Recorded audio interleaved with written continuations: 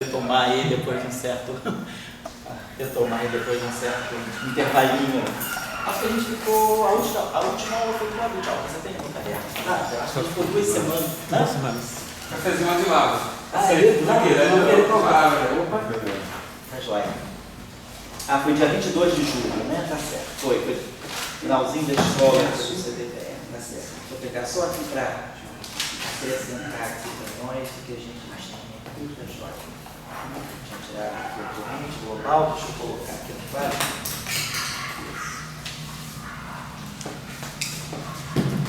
Legal. Bem.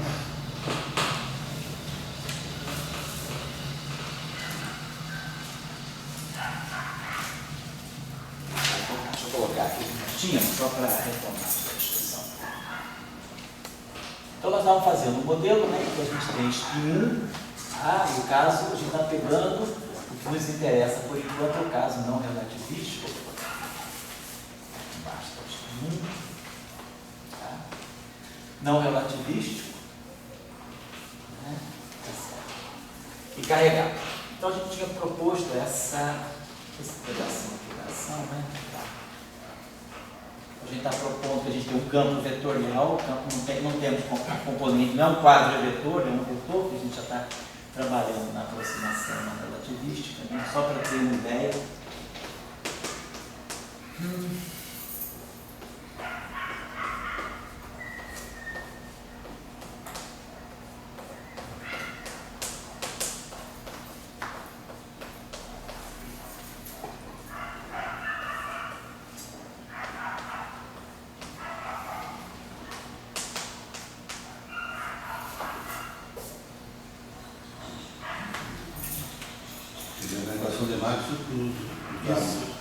Foi dados isso. Colocou um termo novo aqui, esse termo aqui. Pode ou não depois ficar, a gente quer.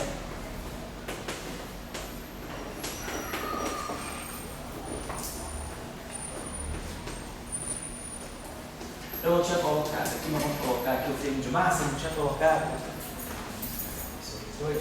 É só o WI da. Oi? Isso aí é o WI, estrela WI, abrindo, deve sair. Isso, sabe? Botar aqui botar aqui um alfa sobre 2 aqui, um delta sobre 2 aqui, vamos fazer isso, vou dar um alfa sobre 2, um delta sobre 2, e aqui um parâmetro mais um meio.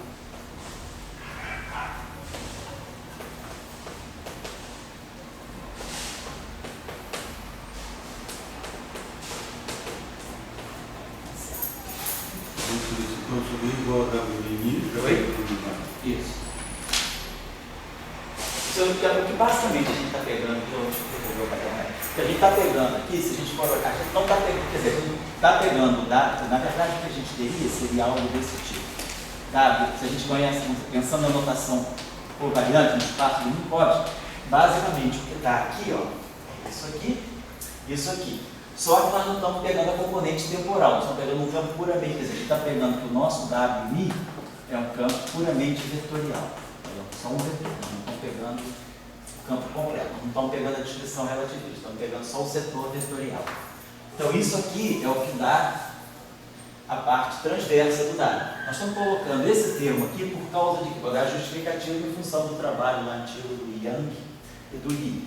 E esse termo aqui que é o termo de massa. Está dizendo isso aqui. Então, esses termos aqui seria o lagrangiano livre, né, do spin 1 carregado. Não colocamos ainda interação eletromagnética. Na outra aula, na aula passada, a gente vai fazer os acoplamentos mínimos aí, mas nesse caso a gente tem uma novidade, que é a necessidade de um acoplamento no mínimo.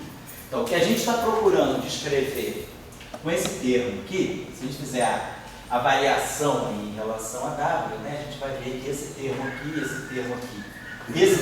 vai dar a novidade, né, que é o termo que dá a parte longitudinal, que a gente vai querer ou não excluir. Tá? E esse termo aqui é o termo de massa, que é importante para nós, porque a gente está dizendo que a matéria carregada é massiva. Tá? Então a gente está pegando, isso aqui seria, aqui, ó, seria, se a gente estivesse trabalhando no formalismo por variante, isso aqui seria o W' estar W', tá? Que é o dmi menos dmi. Esse termo aqui, né? W mini estar, W mini é esse termo aqui. Vou dar isso aqui, vai me dar essa parte aqui, a parte puramente espacial. Esse termo aqui seria um termo que não tem nada a ver com esse, seria esse termo aqui.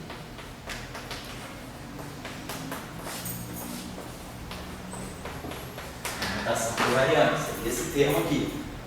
Coloca-se esse termo ou não e por quê? E aqui seria o termo de massa, W mini estar, W mini. Só que nós estamos fazendo o seguinte, nós estamos querendo escrever para ver só poder ver o aspecto mais essencial da carga. Estou pegando só a parte longe, a parte espacial desse campo. Então nós não estamos pegando a componente W0. Então aqui, por exemplo, eu teria W0i, que seria D0, para nós isso aqui W0i seria D0 aí menos o DI a zero. Nós não temos a componente, então isso aqui para nós seria simplesmente o D0 do WI, que é esse termo aqui. A derivada temporal do W estar vezes a derivada temporal do W. E depois a parte espacial, DIWJ menos DJWI, que é o rotacional. Esse termo aqui vem daqui, sem a parte temporal, só com a parte espacial. Então esse termo aqui dá para nós a divergência do campo W. E esse termo aqui é o termo de massa. A gente está só colocando esse termo aqui, não é mandatório, mas nós estamos colocando, vou explicar por quê. Então o que a gente está propondo aqui, né, vou explicar aqui para nós, né, é um espinho massivo carregado ainda nesse ponto com simetria global, né?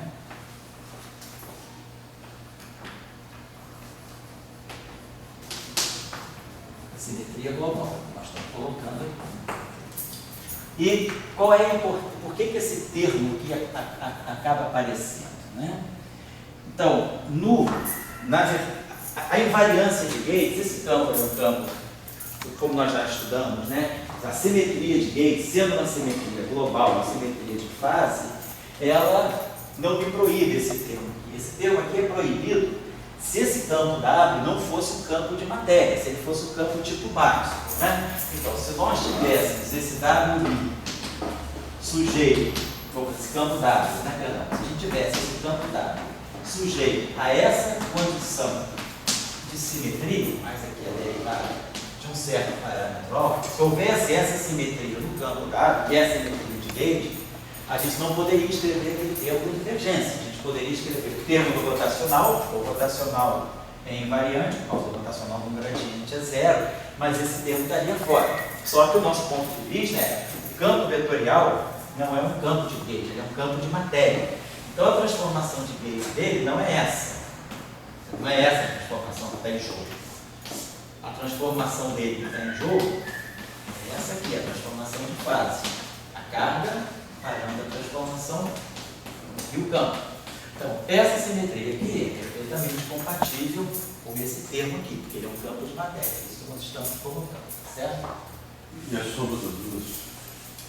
A soma das duas o quê? Um W' igual a ele fazer capa da obra, mas uma coisa que você não poderia colocar, uma coisa desse tipo assim.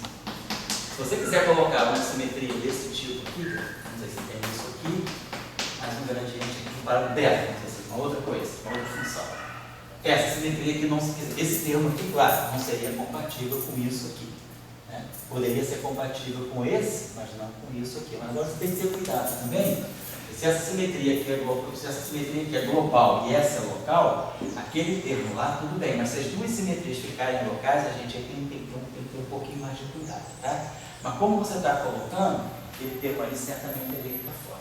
a gente faz coisa, em vez de deixa botar alfa mesmo. Sei. Bota tudo alto, pode ser. E consegue. É uma história um pouco diferente. Certo. Isso vai no caso mínimo.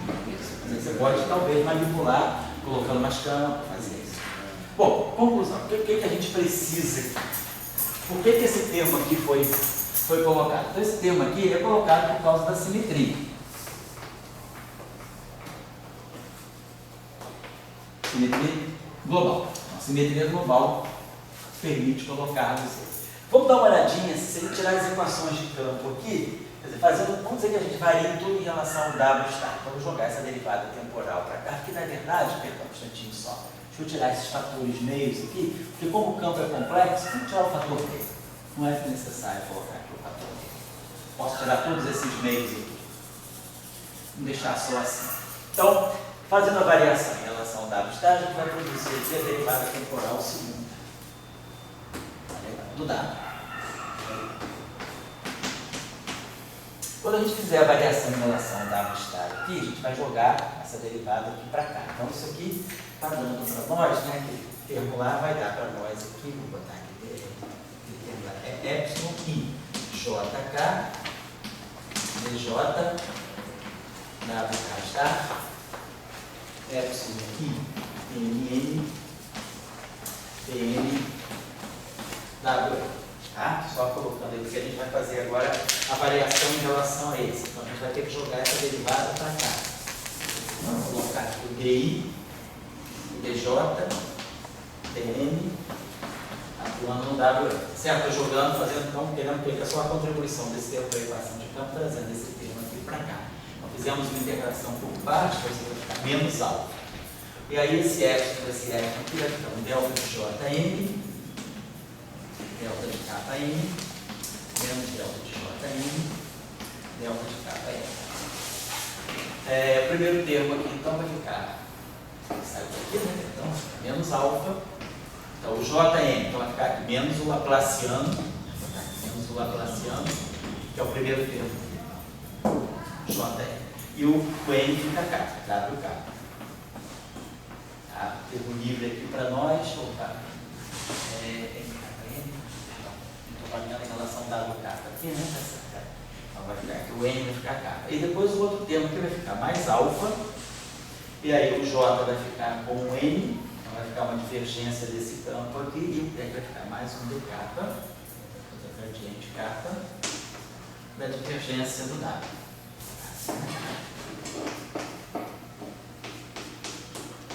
Esse termo aqui, certo? O segundo termo aqui. Todos os dois termos aqui vão dar para nós menos alfa, laplaciano do WK, laplaciano do W, e mais alfa, o gradiente da divergência do W. Que é justamente um operador transversal. Aquele termo ali está me dando a projeção transversa do W. Aquele nosso operador aqui do curso, na parte espacial, né? Esse operador que está aqui para nós é aquele operador laplaciano, delta de J, menos DI dJ. Que está atuando aqui no WJ. A gente está colocando assim, deixar isso aberto dessa forma. Agora, esse termo aqui vai me trazer para cá mais um beta. Então, quando eu fizer a integração por parte, vou ter aqui menos um beta, certo? E aí, essa derivada que está aqui vai atuar para cá. Ela vai ter semelhante a esse aqui, menos um beta, o gradiente atuando na divergência do W. Esse termo aqui. Depois desse termo. Mais M2 dá. Então, esse termo aqui, isso aqui seria uma equação desse campo livre.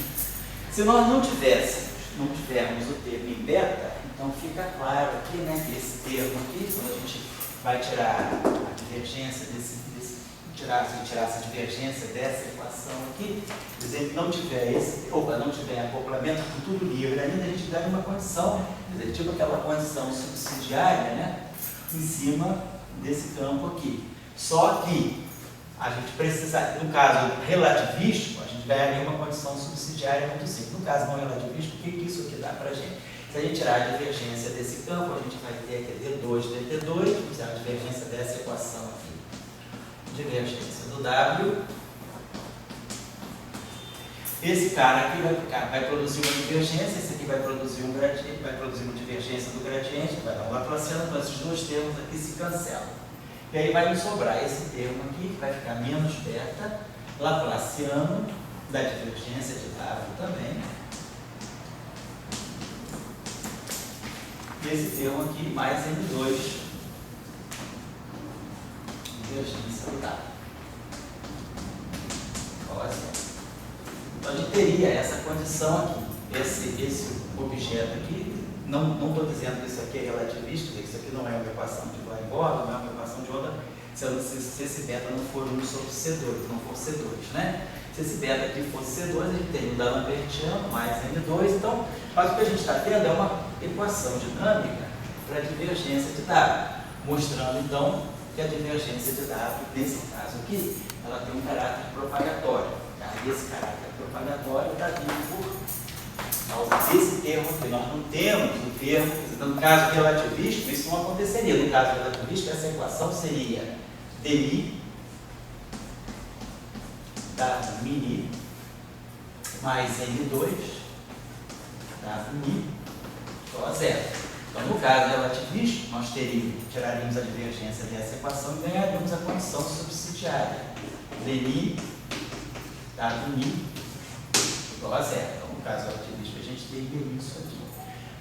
No caso não relativista, a gente não tem o W0, a gente deveria ter alguma coisa como divergência aqui igual a zero. Mas a gente precisou eliminar, precisou ter esse termo W mini, a gente já tem o W0, nós não temos o W0. Então, estou só colocando esse fato aqui, que é um pouquinho diferente do caso relativístico. Tá bom?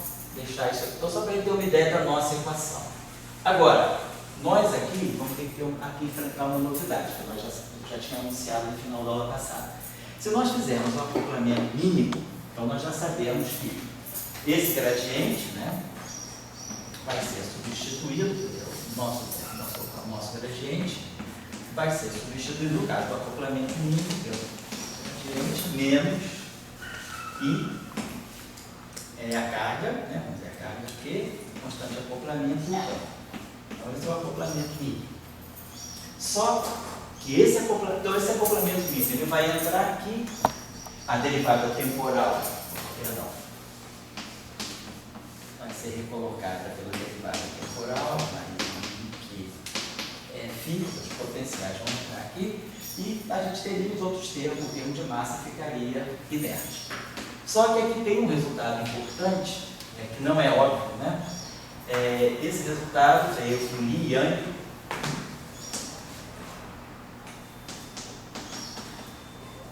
e o Salam em 63, que é o seguinte: a eletrodinâmica de um spin 1 carregado, ela pede necessariamente um acoplamento mínimo, não mínimo, ela pede um acoplamento não mínimo para poder reproduzir corretamente, pede um acoplamento mínimo para reproduzir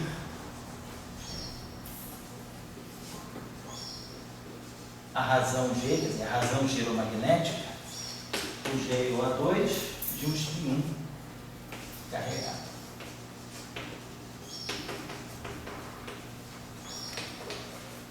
Então a gente precisa, para poder estar descrevendo a eletrodinâmica correta desse objeto, a gente precisa acrescentar um termo de acoplamento novo, que não é o acoplamento mínimo. Então essa é a primeira novidade que aparece.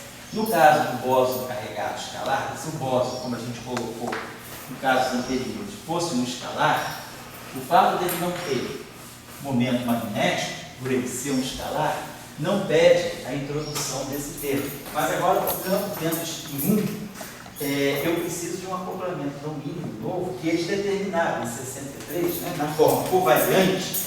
Na forma covariante, esse trabalho aí, ele dá esse termo aqui na ação, na forma covariante. Ele daria um termo desse tipo na ação. Constante de acoplamento aqui, nós teríamos algo desse tipo assim.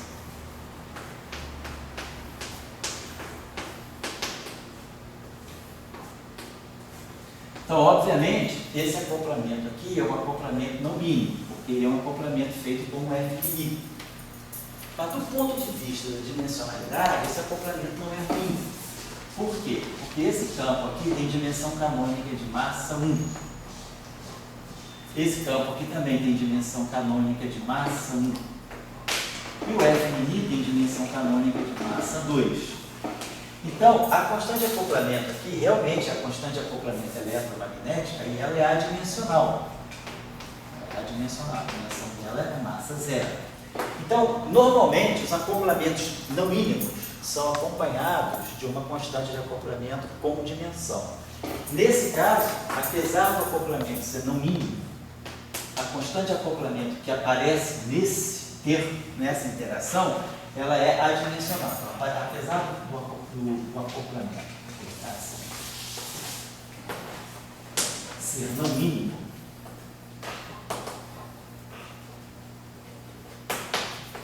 a constante de acoplamento é adimensional, né?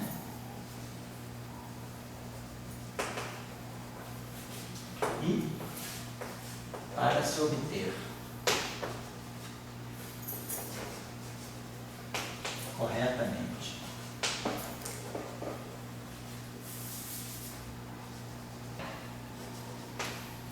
G igual a 2,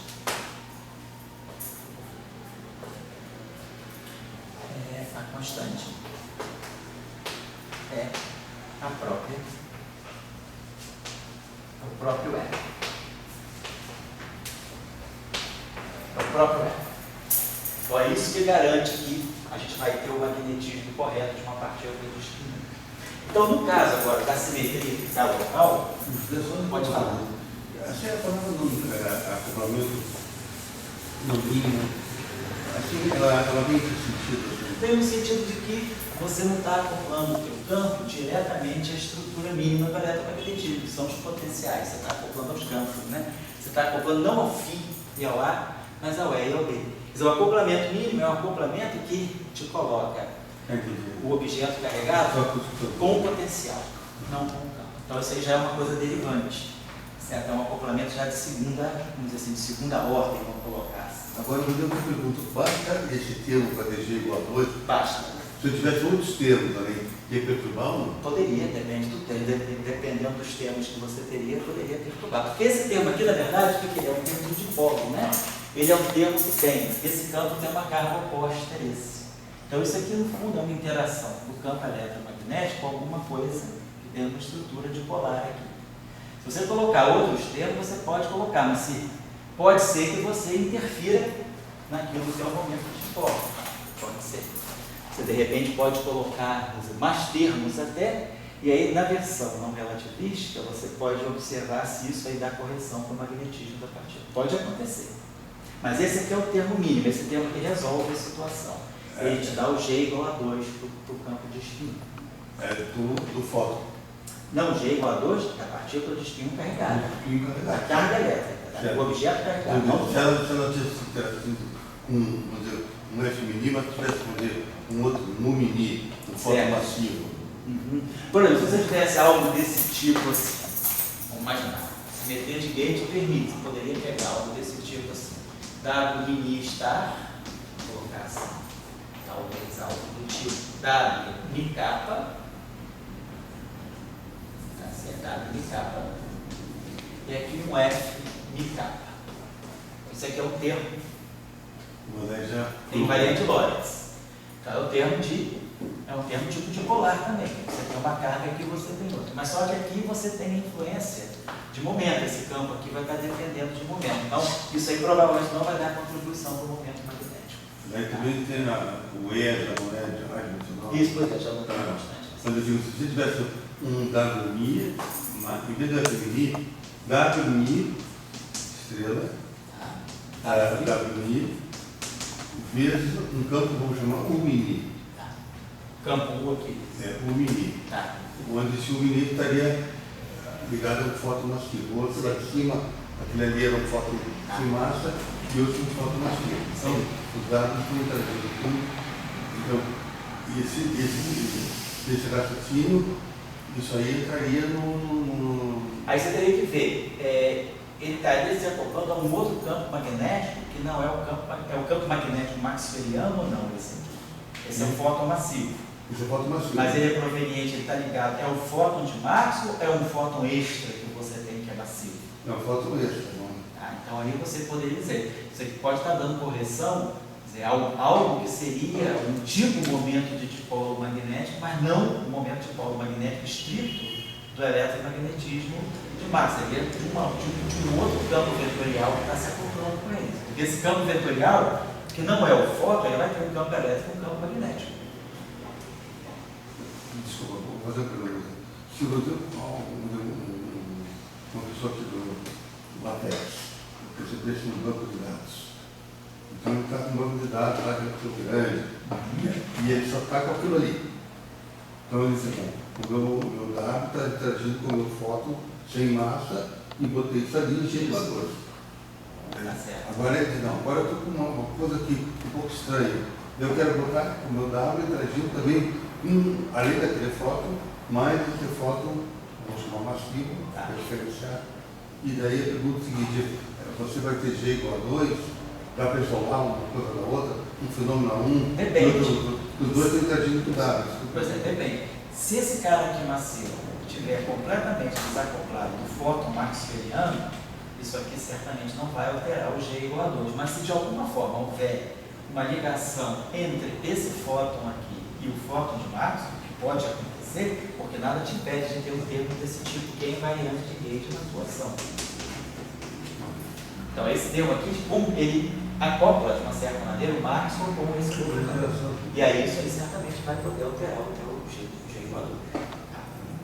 Vai depender de como você coloca esse campo extra, certo?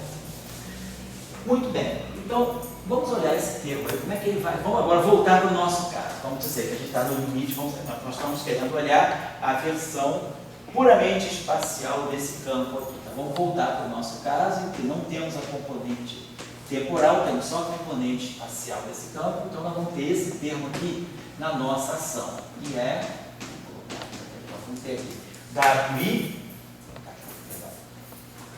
star, FIJ. Então, o que a gente sabe disso aqui é que isso aqui é a componente espacial do meu campo, isso aqui é a outra componente, mas é a componente espacial do meu campo, a componente espacial do meu campo, e a gente sabe que isso objeto aqui é menos, né, o campo magnético. Isso aqui JK, PK, a componente K está no campo magnético.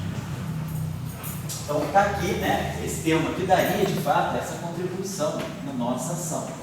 Algo do tipo W star, vetorial W, escalar B.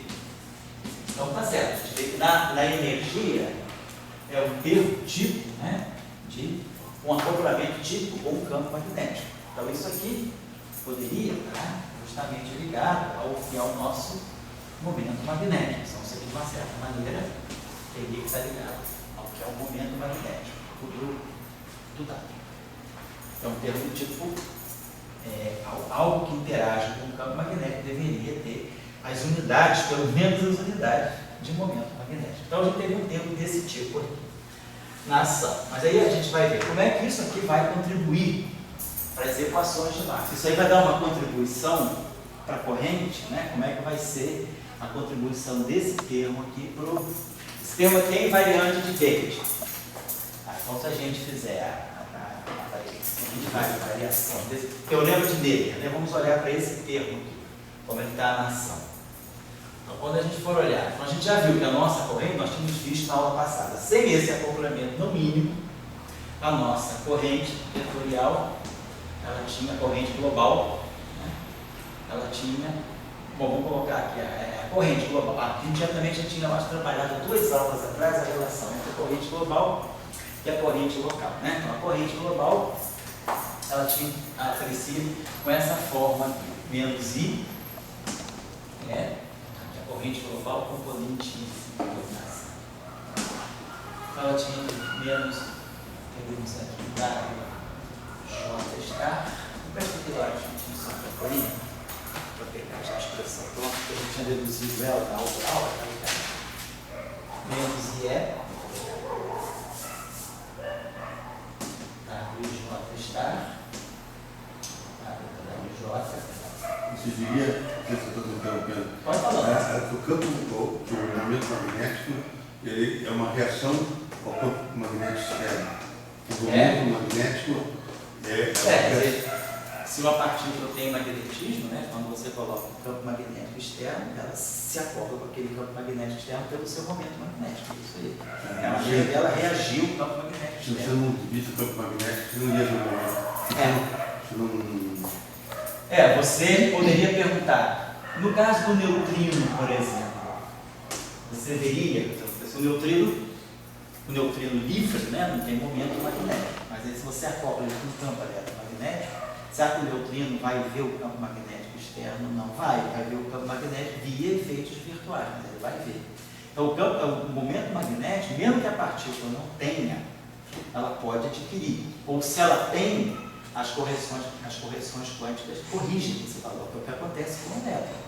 Pela teoria de Dirac, né, o magnetismo do elétron seria G igual a 2, seria o magneton de Bohr, seria o EH cortado sobre 2M. Né? Quando a gente coloca, né, a razão geromagnética, ela vai aparecer a razão geromagnética, magneton de Bohr, EH cortado sobre 2M aqui, e apareceria um spin aqui, que é H cortado sobre 2 sigma. Como a razão geromagnética é 2, esse cara cancela com esse, então a gente tem que o magnetismo do elétron é H cortado sobre 2M. E com esse fator G igual a 2 aqui. Então é isso aqui. Se agora a partícula, o elétron livre, ele apresenta isso aqui.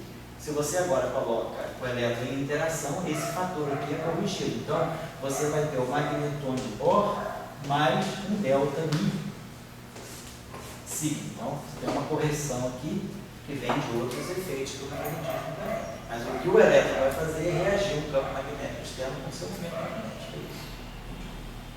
Então, por exemplo, o G igual a 2 está. A pergunta é simples assim. Se eu não tiver, eu esqueci do meu campo magnético em casa, e eu vou ver o momento magnético ou não? Isso. Porque a carga elétrica eu vejo, uma coisa assim, da choque, vamos dizer, né? Mas o momento na magnética não é uma coisa mais rebuscada. Você bota um campo magnético e você... Então, você precisa botar um campo magnético, daí tem toda essa história assim, né?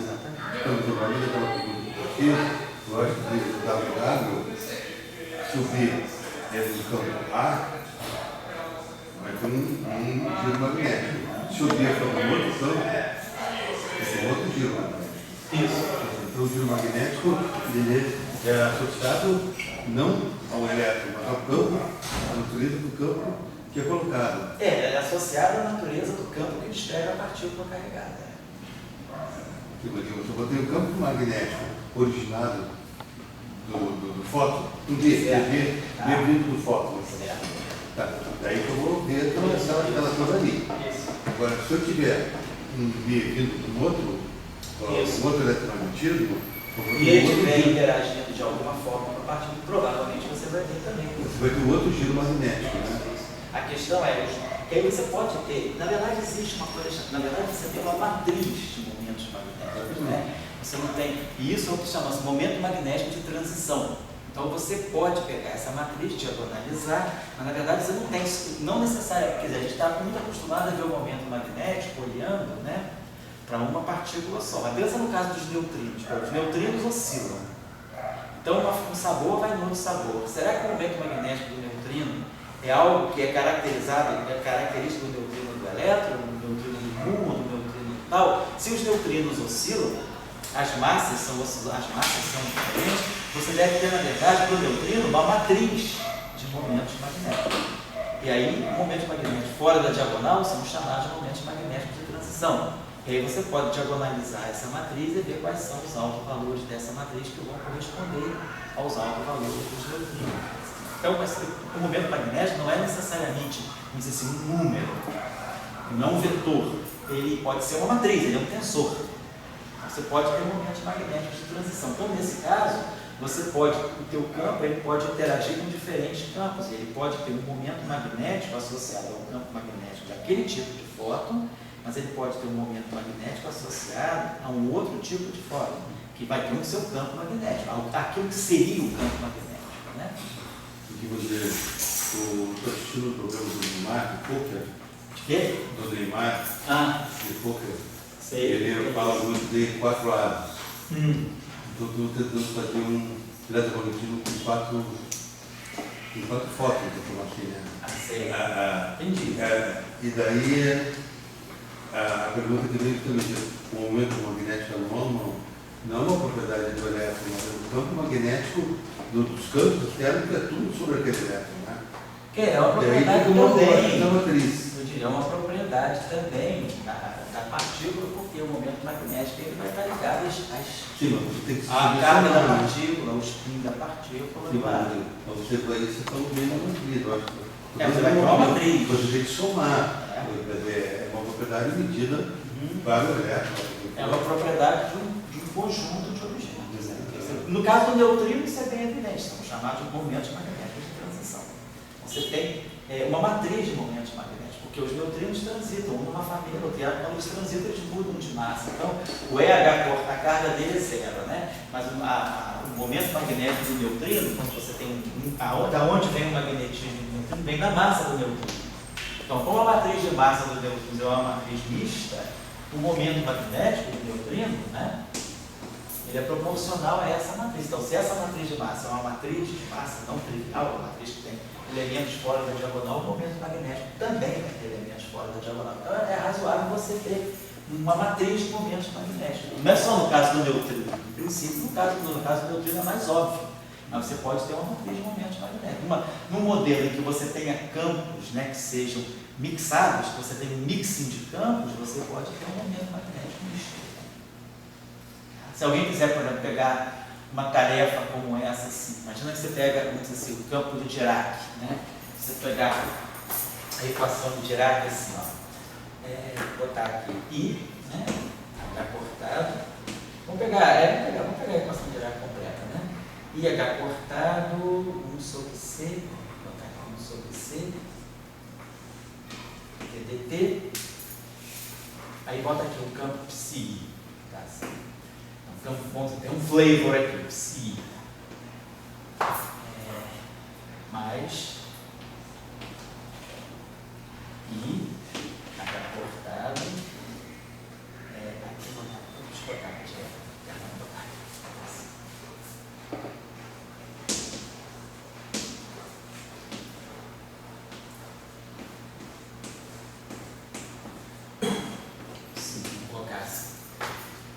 IH cortada, aí tem as matrizes de Pauli, né, as matrizes de Dirac, perdão, escalar gradiente, e aí aqui também psi. Aí nós vamos colocar aqui o termo menos MIJ, psij, ao positivo psi.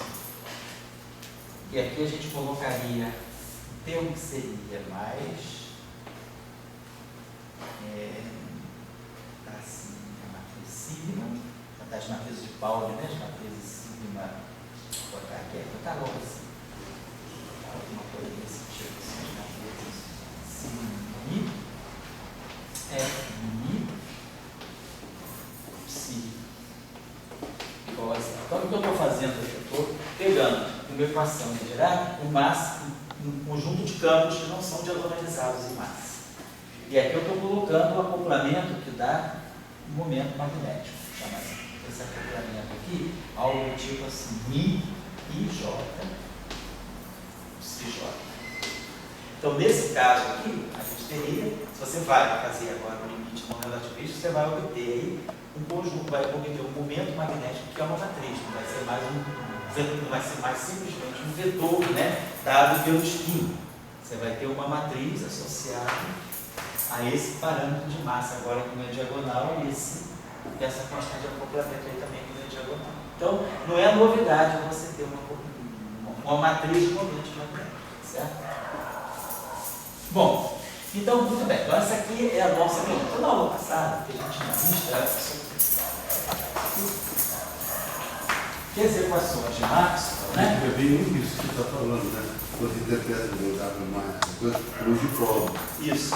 Então, quer dizer, você tem um dipolo, mas o dipolo pode ser citado por um B, um outro pode B. O problema é que é cita aquele dipolo. E o campo E como esses campos B diferentes se relacionam também, isso é importante também. Quer dizer, você pode ter, esses modelos que existem aí com chamados parafótons, né, em que você tem mistura entre vamos dizer, tensores e intensidades de campos distintos, de simetrias ou distintas, então você pode, né, vamos dizer assim, transitar, você pode induzir momento magnético de um campo a partir de outro campo, basta que você tenha algum termo que seja do tipo, né, quando você teria um lagrangiano do tipo assim, escalar, vamos dizer assim, menos B escalar. Imaginar que você tenha dois tipos, né? Então você tem o setor de máxima, é 2, menos C2, P2. Tem o setor de máxima do outro campo, que vai ser E2, menos C2, P2. Mas você poderia agora ter um termo misto, que seria escalar menos C2, B escalar B. Então você está acoplando agora dois campos tipos eletromagnéticos distintos. Então, se a partícula com um ela experimenta um momento magnético e com o outro ela experimenta um outro momento magnético, esses dois campos agora estão conectados, né? E aí essa conexão vai fazer com que haja um mix dos momentos magnéticos também. Então tudo vai depender da maneira como você organiza a dinâmica dos campos que vão estar ligados aos momentos magnéticos. Vai depender um pouco do teu modelo. Isso é o que acontece nessas discussões, nesses modelos que temos chamados fótons e parafótons. Você tem um mix de campos elétricos e magnéticos, de campos diferentes. Um é massivo e o outro não, exatamente.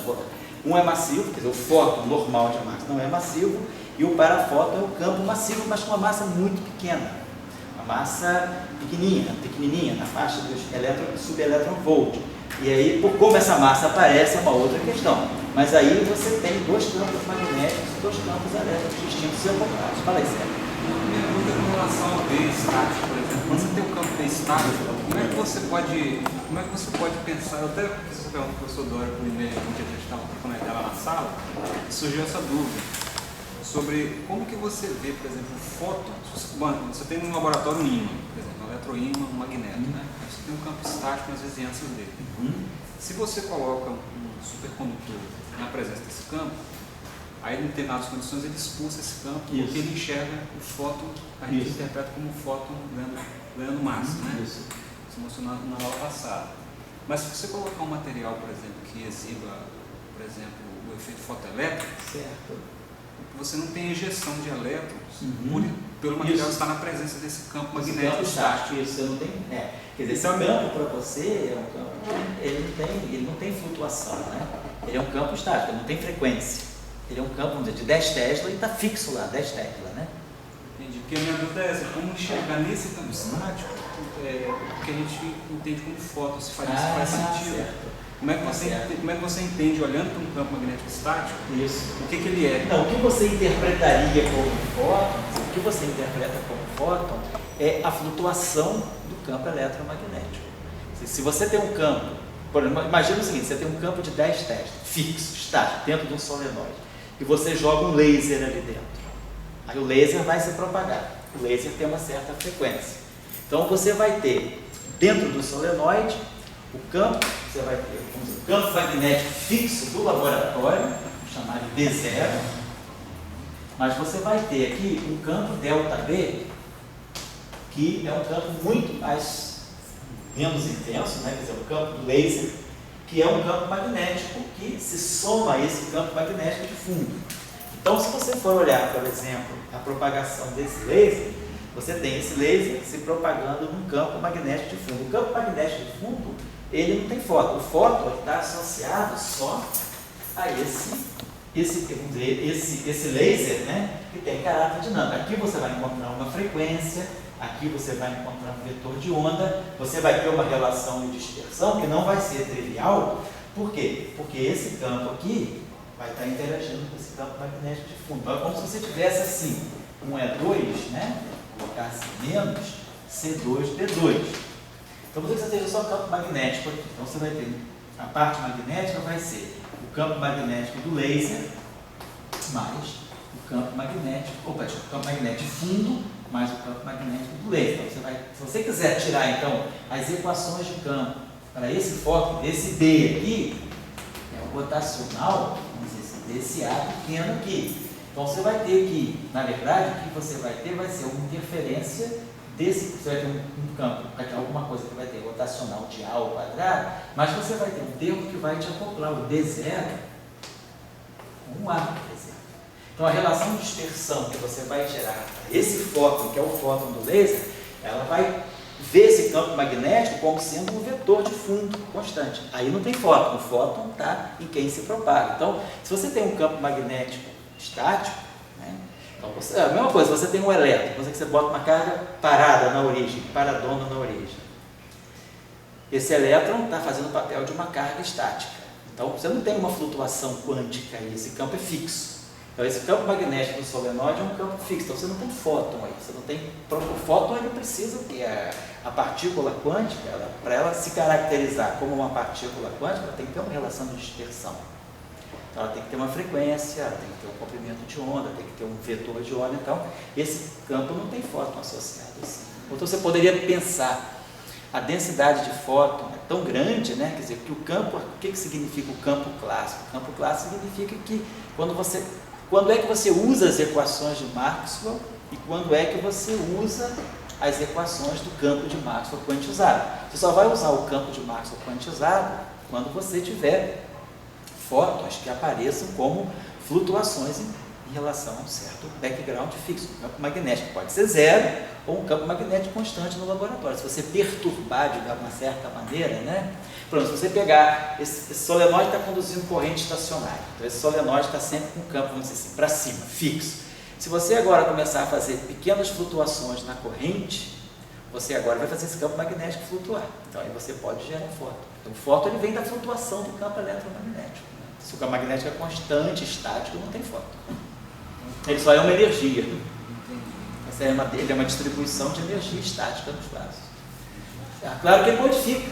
Agora, se você botar um laser dentro desse... O laser não vai se propagar com ômega igual a kappa C. O laser vai interagir com esse campo magnético. Apesar de você não ter, vamos dizer assim, meio de elétrico, mas o fato de você ter campo magnético, né, e você dizer que... quer dizer, as duas equações de Maxwell, agora quando você for escrever dmi, F-mi, né, igual a um certo J-mi, esse F-mi aqui é o F-mi zero, que é o campo magnético de fundo, mais um F-mi quântico. Esse aqui é aqui que vai estar o fóton. É a flutuação em torno de um background fixo, tá? Certo? Aí você vai ter relação de dispersão não trivial. E aí você pode ter fenômenos interessantes, que é o que o pessoal estuda, por exemplo, birrefringência, trirefringência, aquele chamado efeito Stokes, né, que quando a onda eletromagnética se propaga numa região dominada por um campo magnético estático fixo, o plano vai, quer dizer, a onda que se propaga normalmente, ela tem o plano de polarização é ortogonal à direção de propagação. Então imagina que você tem um solenoide e ao longo do eixo dos eixos, bota o solenoide em pé, ao longo do eixo dos eixos desse solenoide você tem um campo magnético constante. Se você jogar um laser ao longo da direção Z, o plano de vibração, quer dizer, o plano E e B não vai mais ficar completamente ortogonal, ele vai oscilar, ele vai sofrer oscilação.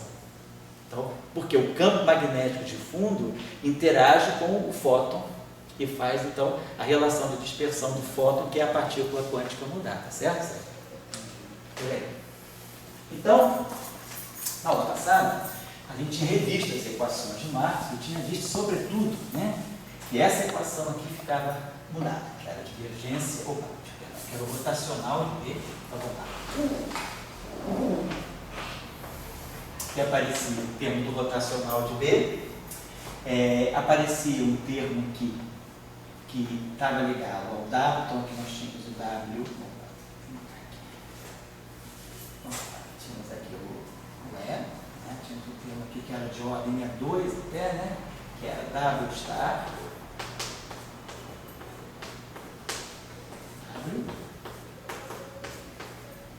Então, isso aqui é um produto escalar, né? Esse objeto aqui estava com um A. E tínhamos aqui do lado direito, né, um sobre C2, dt, e aqui mais aquela corrente lá, que é a corrente, né, mais a corrente. E essa corrente que aparecia aqui, né, a gente já tinha tirado aqui todos os termos, aparecia aqui a nossa, que aparece a nossa. Nós já tínhamos visto que os termos que vão estar aqui dentro, né, quando agora eu covariantizar, quando agora essa corrente ficar local, deixa eu olhar agora a corrente local, né, quem vai estar aqui dentro, né, vai ser agora, nós vamos ter aqui dentro um DI, né, um DI menos I, E, Q, aí, né, atuando, um WJ. E aqui um WJ está. Então é esse termo aqui que vai, além desse, que vai dar esse termo aqui, W está, WA. Esse termo que vem aqui, ele já é proveniente, né? Já provém, é proveniente da corrente, no caso, local. Por isso que ele é um termo de uma interação, de uma ordem mais alta de interação. Ele já é um termo de ordem E2. Contra esses termos aqui, aqui eu vou colocar, eu vou já tirar daqui da corrente local, eu vou isolar os termos que tem A e eu vou deixar a corrente local, a corrente global na forma anterior. Aqui são derivadas usuais. Aqui é o DI do WJ. Aqui não. É a derivada covariante do WJ. Só que eu vou fazer aqui na corrente local? Eu vou escrever a corrente local como sendo os termos proporcionais a A, quer dizer, a corrente local ela vai ter essa estrutura aqui.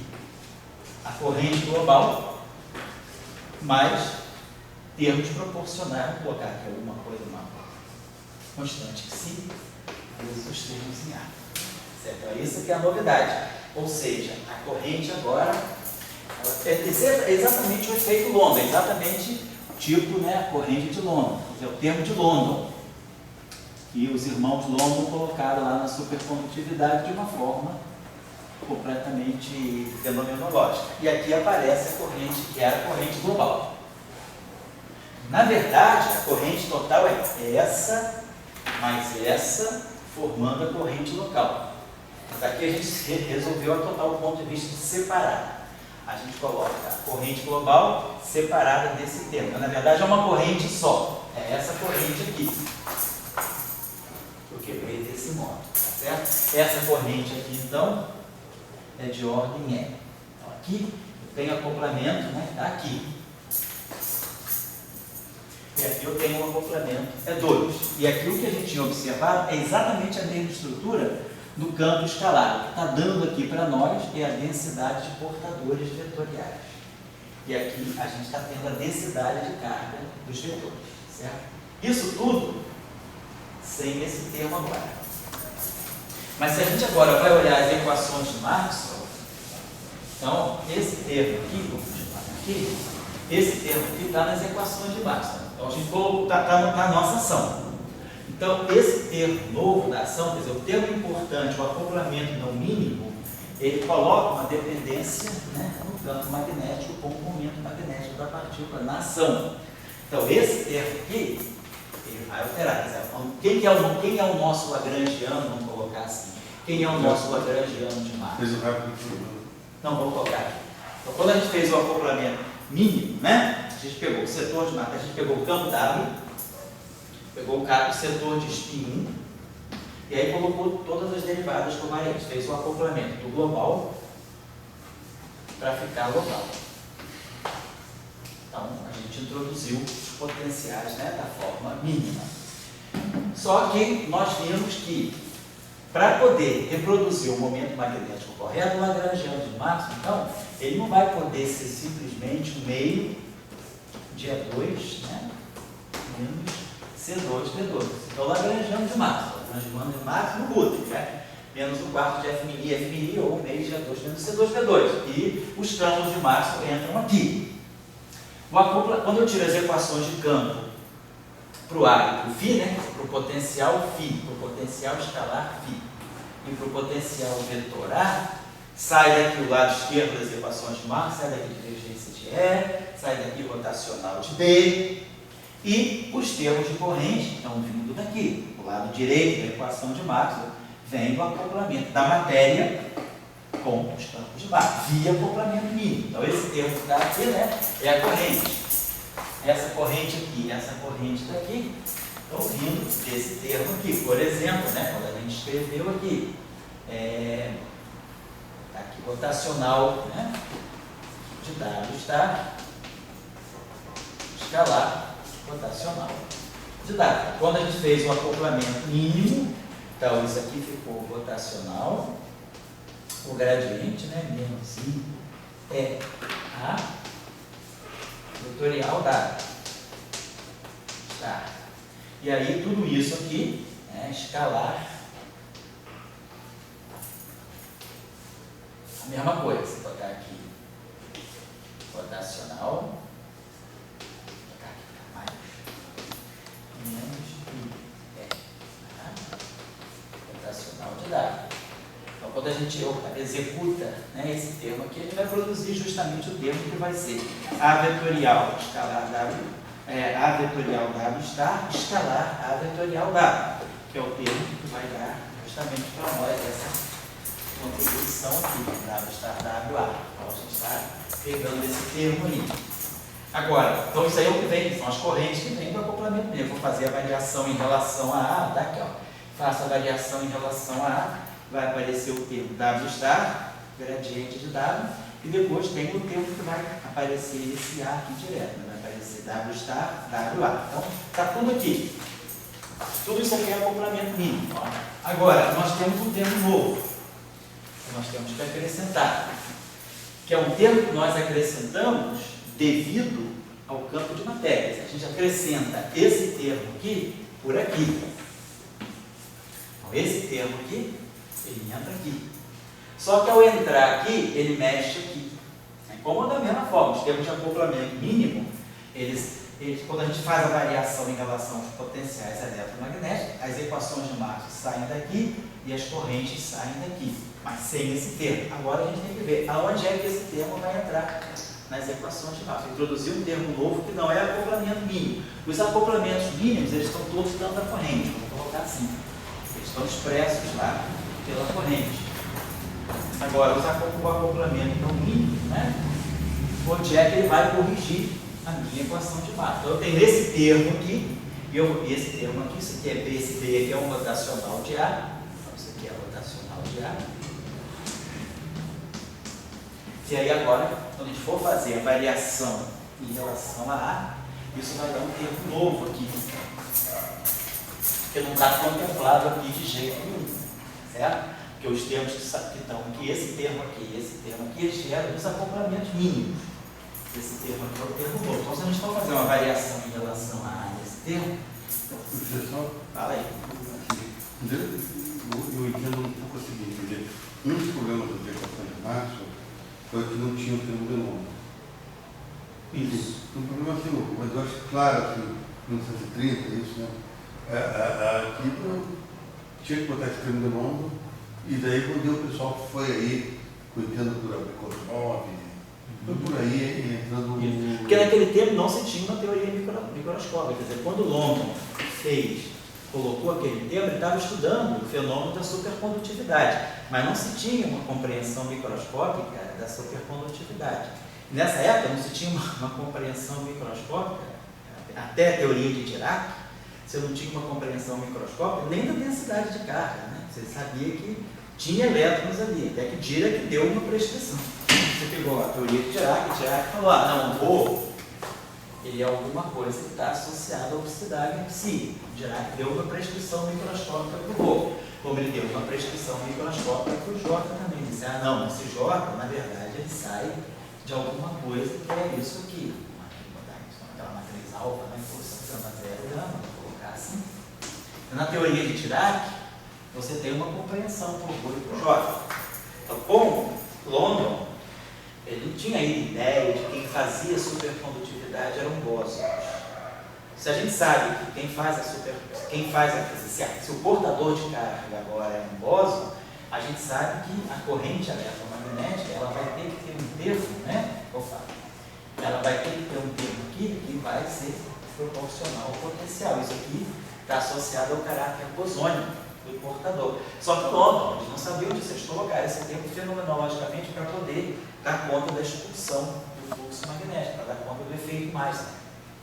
Agora, a gente entende por que esse termo naturalmente aparece, porque no supercondutor, quem se liga são os elétrons formam um condensado que se comporta como um escalar, e aí quem olha para a teoria de Ginzburg-Landau, o que você vê na formulação do modelo de Ginzburg-Landau é um escalar carregado com carga 2E, que é a carga de 2 elétrons, um estado ligado a um par condensado de 2 elétrons, a carga é 2E, e você vê esse escalar acoplado ao campo eletromagnético. E aí, do acoplamento, né, desse campo escalar com o campo eletromagnético, como a gente já viu, né, a corrente eletromagnética é... Ele escreveu o termo disso, né? Quem? Está lembrado do termo disso? De London? Ginzburg-Landau.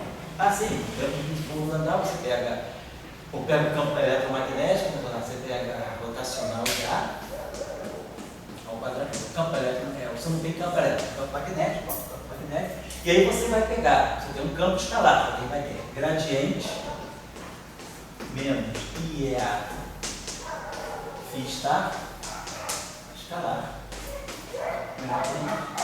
mais IEA φ. Então é aqui que está Ginzburg-Landau. Quem é esse φ? Esse φ, na verdade, é um objeto que tem carga 2E. Esse φ é um objeto que tem carga E, é um objeto complexo carregado.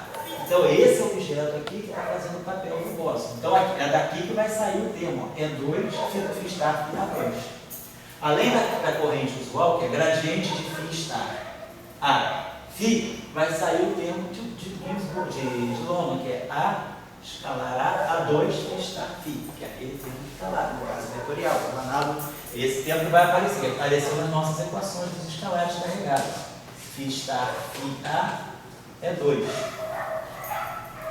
Então, no Ginzburg-Landau, isso aparece porque ele já introduz um escalar para descrever a corrente carregada. Também é um modelo macroscópico, um modelo fenomenológico, não é um modelo microscópico.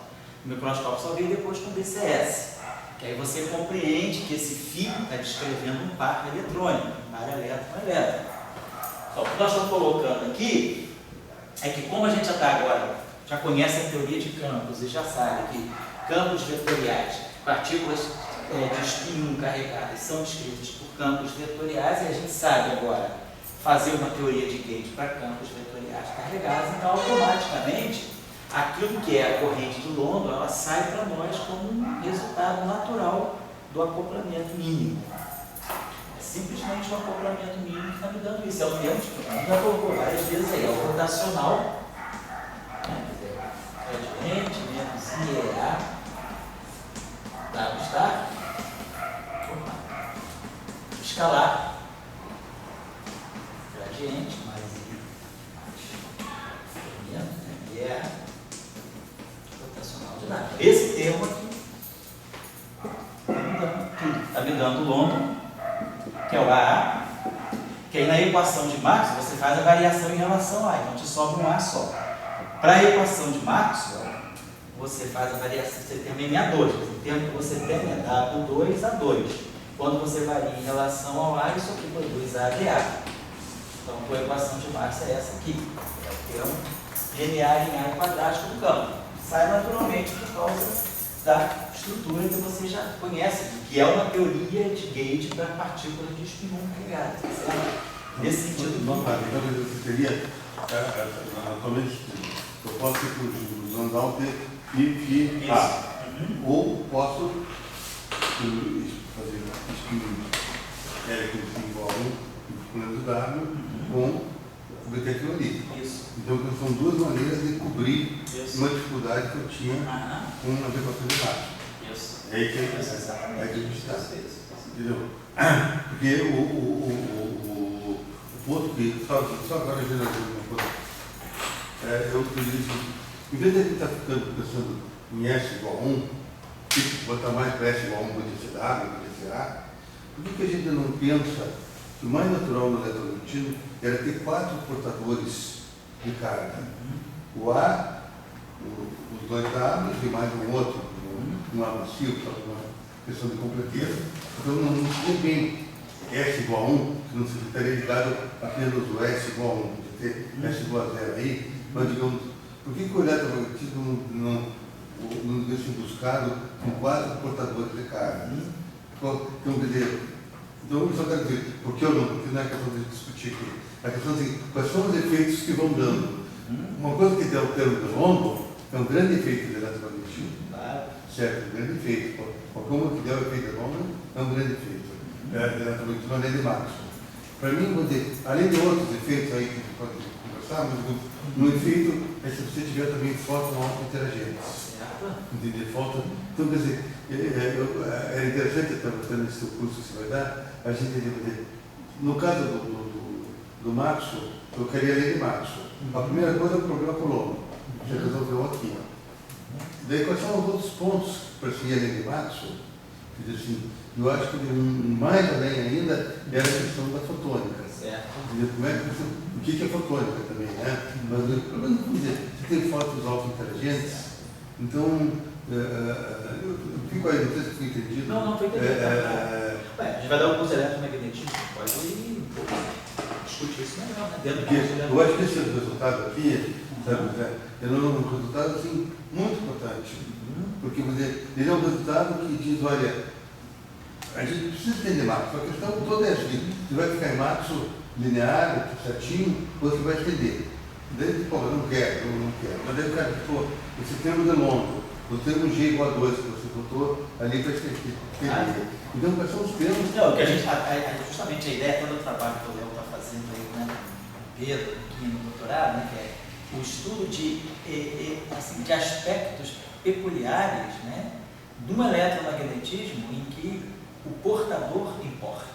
Não basta ter carga. Ele tem carga, mas quais são as outras propriedades que esse objeto tem? Ele é fermiônico ou é bosônico? Se ele é bosônico, o spin dele é 0 ou o spin dele é 1? Ou o spin dele é 2?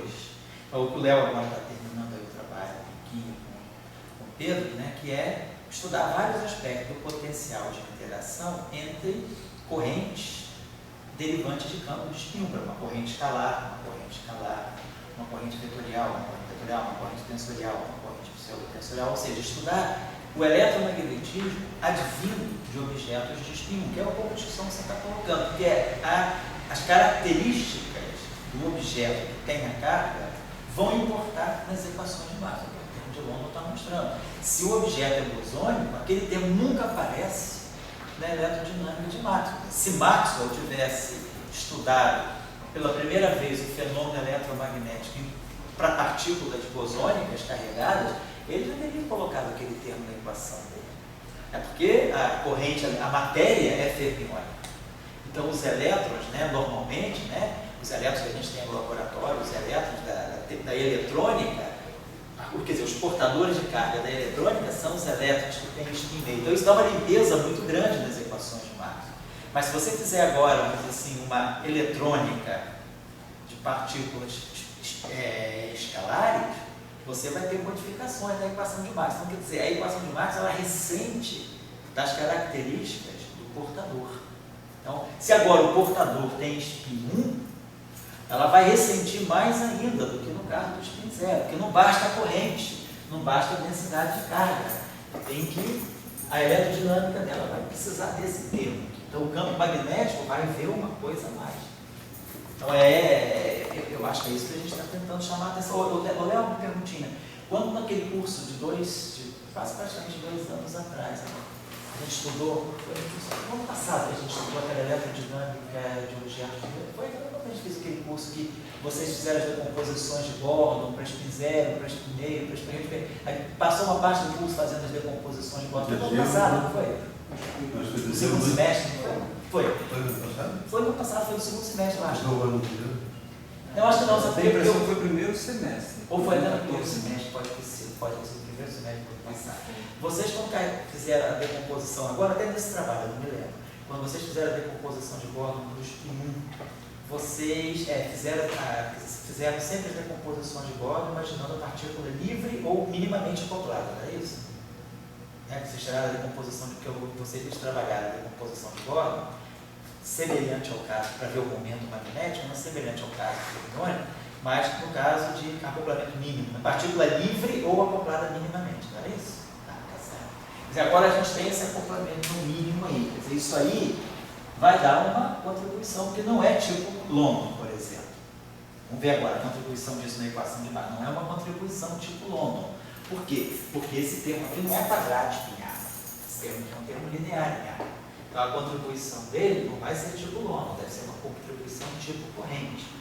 É livre do A. Mas qual é a contribuição? É diferente da corrente também. Porque a corrente ela depende do gradiente do campo, né? W está, W, né? W ela tem essa estrutura aqui.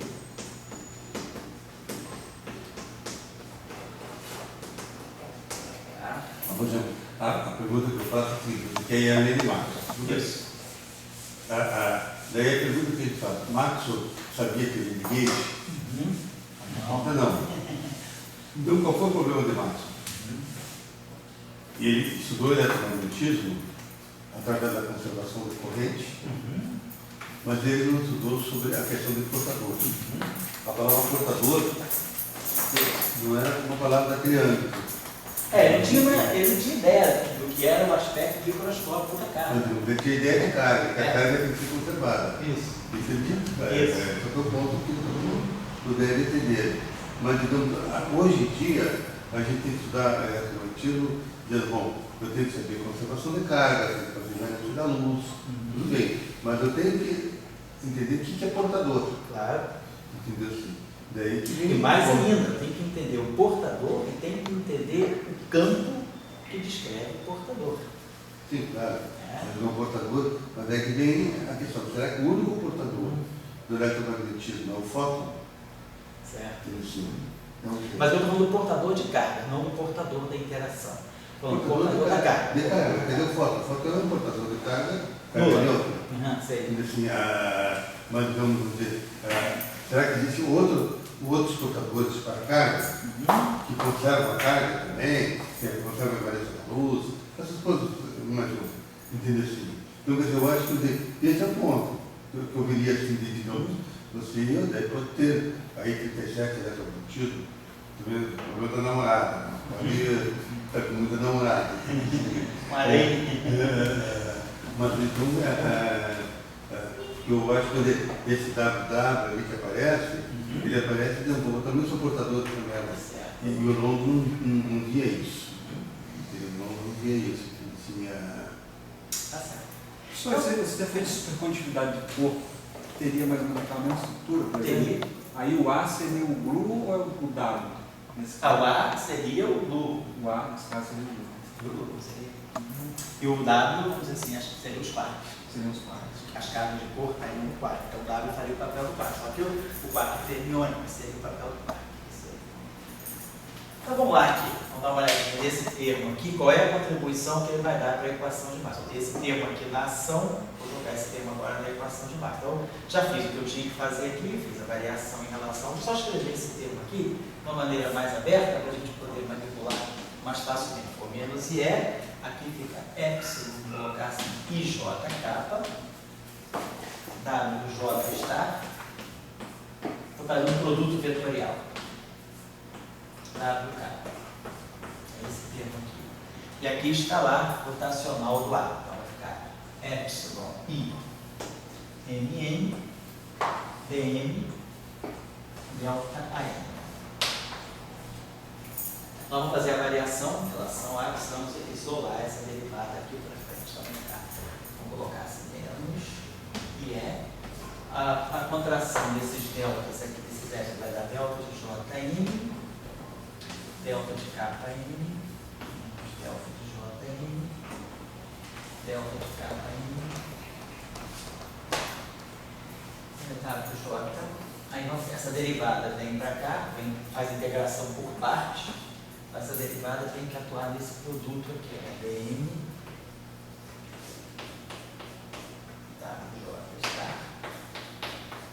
WK. E E aí aqui fica o delta AN livres, então nós vamos ter o índice N livre. Então você vai dar esse termo aqui é o termo que vai dar a contribuição para a equação de massa. Esse primeiro termo aqui vai ficar IE. E aí o M vai ficar J. Vai ficar aqui DJ, WJ está, e o K fica N. Fica menos, e é o aí aqui o N fica o K, né? K. Então o índice livre está aqui. O N aqui fica K, e aqui vai ficar DJ. O J fica N, o N está, e o K fica, né? O K fica K, né? Ou seja, é um termo que deve ser o conjugado complexo, né? Esse termo aqui é exatamente isso. Agora, se eu quiser trocar o J por K, eu chamo de J, né? Por exemplo, né? E aí o índice livre que fica é esse aqui, ou é esse aqui. Então é esse cara, menos o seu complexo conjugado, vezes o IE, que dão no final do dia uma contribuição completamente real, né? Então, o que a gente colocaria? Esse termo aqui, vamos colocar assim, eu teria uma... Aqui a gente poderia fazer de duas maneiras. Eu posso abrir essa equação aqui, eu posso escrever essa equação, posso deixar assim, então a gente pode abrir essa equação fazendo assim. IE, aí aqui a gente vai ter a divergência do W, tá? Que é o primeiro termo. Fica a divergência desse cara vezes esse, vezes W. Depois esse cara passa para cá, mais IE, W está, escalar gradiente, esse cara aqui, atuando no W. Só para colocar uma notação um pouquinho mais compacta, né? Aqui é a mesma coisa, menos IE, esse cara aqui livre, né? Então vai ficar menos IE, vai ficar W, é o complexo conjugado desse segundo termo. W, escalar gradiente, atuando no W está. E depois esse termo aqui, vai vir para cá, caminhando da conjugado complexo do primeiro termo. Se é divergência do W, atuando no W está. Então, a equação fica completamente real. Então, a gente ganha essas contribuições aqui.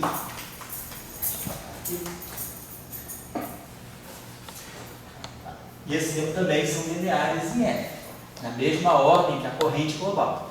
Não é de ordem E2. Seria alguma coisa desse tipo aí. Vou botar assim.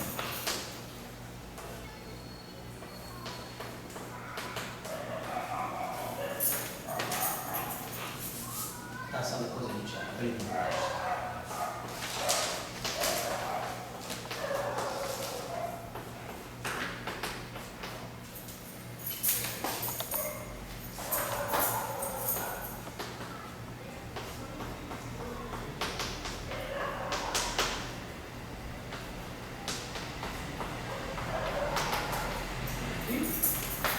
E mais um conjugado complexo, né? Mais um conjugado complexo. Então, pegamos um termo novo aqui. Que vai... Agora, tem duas coisas que a gente pode fazer. Uma seria... Aqui a gente está usando... A gente usou só a equação... Nós estamos, quer dizer, trabalhando tudo com equações de campo satisfeitas, né? A gente aqui usou a equação de Maxwell. Então, estamos tirando as equações de Maxwell, estamos ganhando alguma coisa que fala da divergência do W. A pergunta é, eu agora tenho que olhar para a equação do W também, e provavelmente eu vou poder ter uma informação sobre a divergência do W a partir da própria equação do W. Porque se a gente olhar agora, e voltar, depois que houve o acoplamento mínimo e não mínimo, e a gente retirar de novo as equações de movimento do W, né? Eu vou ter, na hora que eu fizer o princípio variacional do W, eu vou ter esse termo aqui, como eu vou ter também os termos de acoplamento mínimo. Para todo mundo que já fez um cursinho inicial de eletrodinâmica, né, a gente lembra que as equações de campo, nesse caso, elas ficariam assim: dmi, derivada covariante, do dado mi mais N2 dado mi igual a zero. Então, isso aqui, sem esse termo aqui. Sem esse termo aqui. Isso aqui é a equação de campo, né, em forma covariante, para o W carregado em presença do campo eletromagnético. Aqui nós temos a derivada covariante. Então, essa derivada que está aqui é dmi mais I é a mi. E essa derivada que está aqui, dmi mi, isso aqui, é isso aqui, é dmi mi, lembra que dmi mi. Essa equação, esse field strength que está aqui é feito com a derivada covariante também. Tudo aqui agora, depois que eu introduzi o acoplamento mínimo,